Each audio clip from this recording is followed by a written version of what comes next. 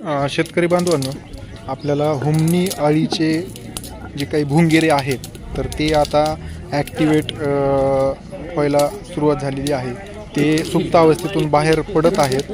तर त्या अनुषंगाने आपल्याला सापळे जे आहेत ते प्रकाश सापळे आणि दुसरा एक सापळा जो आहे तो एरंड सापळा आहे। तर आपण अशा पद्धतीने जे आहे ते हे एरंडीचा बिया आपण त्या घ्यायच्या आहेत। कुठल्याही प्रकारची विषबाधा होऊ नये म्हणून बाहेरची जी काही फरशी आहे जे आपण ह्याच्यासाठी वेगवेगळ्या ह्याच्यात म्हणजे आपलं बाक नंतर संपर्कात येणार नाही अशा प्रकारची ही फरशी आणि दगड बाहेर जे आहे ते घ्यायचे आणि ते व्यवस्थित ही एरंड जे आहे ते कुटून घ्यायचा।